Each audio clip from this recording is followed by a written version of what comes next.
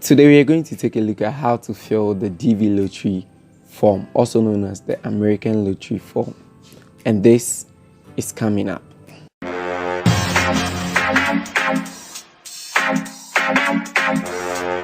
Hello everybody and welcome to this channel once again. Thanks so much for clicking on this video. So if you're new here, kindly hit on the subscribe button to subscribe. If you are old here, thanks so much for coming back again.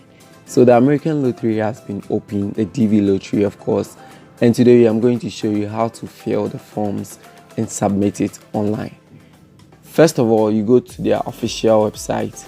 I'll put the link in the description so you can check it over there. That is dvlottery.state.government. This is the official website, or this is the official URL that you are going to use. First of all, over here we have the DV 2020 instructions. I would plead with you that you take your time to read the instructions, all of them, and then you check the photo examples over here.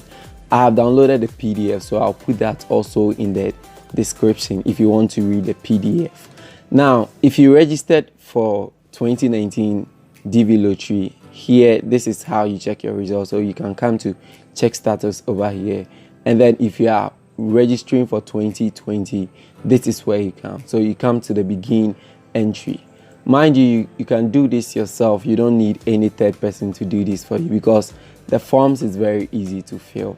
So when you click on the begin entry, you enter this particular code over here, and it is in caps, so you always have to make sure your caps lock is on, and then you type very correctly. If you can't see it, you just have to use the change the captcha code over here.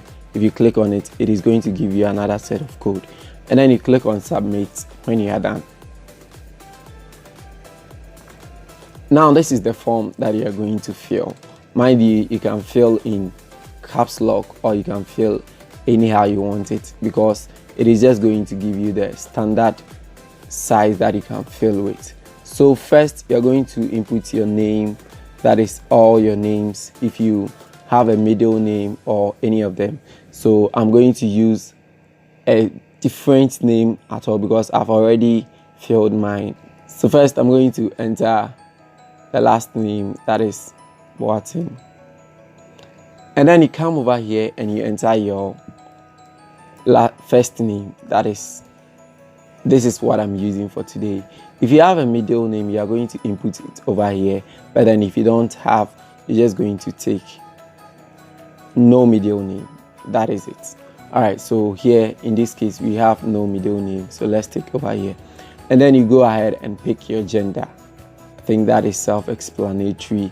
Now the date of birth, when starting with a month, they are not requiring that you type your month as in January or February. If it is January, you're just going to type 01 February 02. You don't have to type the whole of the month. So here I'm going to use January, and then the day, it is not Monday, Tuesday, Wednesday.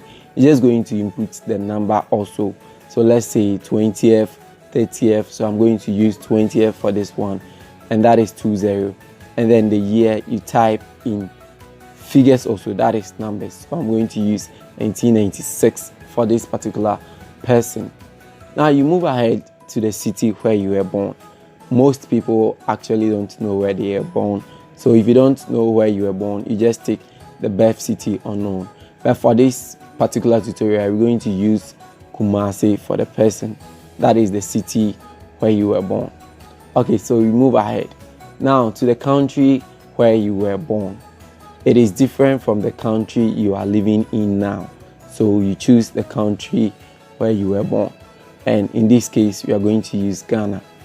The country of eligibility for the DV program is the same as the country you were born in. That is, if you were born in Ghana and currently you are living in, let's say, Nigeria, and you are applying for this particular program, you are going to use Ghana as your country of eligibility. So here they are asking you, are you claiming eligibility based on the country where you were born? So if you are born in Ghana and currently, let's say, you are living in Togo, you can just maintain Ghana as your country of eligibility. That is because some countries, example Nigeria, is not among the countries of eligibility for the DV lottery. So you can choose yes over here, and then you are good to go. The entrance photo. This is the part that so many people have problems with, and I took my time to make a video on how to crop your picture perfectly for this particular program. So I'll put the link in the description and on the YouTube card over there, so you can check that also. I'll entreat you go and take a look at that video before you come to crop your picture for this particular DV lottery, because it is very necessary. Anything aside what they request, it is not going to be accepted. So over here I've already done the cropping and everything, so I'm going to choose new photo and I'll go to the desktop over there, and I'm using this particular sample. This is a picture I got from Google. I have no idea who this picture belongs to, but I'm just using it for educational purposes. So you click open, and then this particular picture loads. So you move ahead. Now the mailing address in care of over here simply means that you are not having a mailbox and you are providing another mailbox of somebody, so you are going to bring that person's name first. So in care of, as you can see over here, when I was filling I used the Roman Catholic Church back at my place. So if you don't want to stress yourself, you can just ignore this area and then you put the box over. So let's say PO Box 7, and then you come to the address line 2. That is if you are living in a street or something, you can just provide that, but it is not mandatory, it is optional, so you can leave that also. So here is PO Box 7, and then you go to the city or town, and I'm going to choose Kumasi for this one, right? And then the district, state or province, you can leave that one also because it is not mandatory, or better still, you can use Kumasi Metro because that is the province or something like that. So here I'm going to leave it. Now back to the postal code. The postal code is let's say your zip code. Those people living in Europe or the Western world has the zip code, but here in Ghana we don't have a zip code, so you can use the country code, that is +233, but you are going to ignore the +233, or better still, you can just leave it and move on and choose no postal or zip code. So we choose no postal or zip code, and then you select your country, and here we are using Ghana. Now you move ahead and you choose where you live today. So like I was explaining about the country of eligibility, if you are born in Ghana but you are living in Togo, you are going to choose Ghana for your country where you were born, but where you live today you are going to choose Togo. So let's assume this person was born in Ghana and still living in Ghana, so we choose Ghana for the person. Your phone number is not mandatory, it is optional, so you can just leave that one also. Now to your email, you provide a valid email address.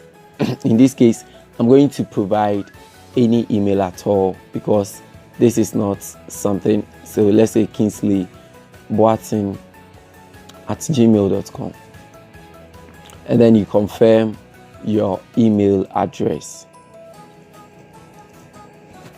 Now we move to the next section of the form, that is your educational background, and the least you can have is a high school degree, right?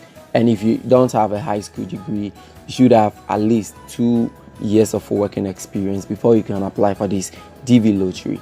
So in this case I'm going to choose now over here, high school no degree means that you've completed some courses or some subjects in high school, but you did not complete, right? And then high school with a degree means that you graduated from high school. And then if you don't have high school, or let's say you didn't even complete primary, I'll suggest that you choose the vocational, but you have a working experience. You choose a vocational because that would be much more beneficial to you. And then some university courses with some university courses means that you are still in the process, but so it basically follows the same trend. So in this case, I'm going to choose some university courses for this particular person, and then we move on to the next one. So like I was saying, you must have a minimum of high school diploma reflecting the completion of all courses.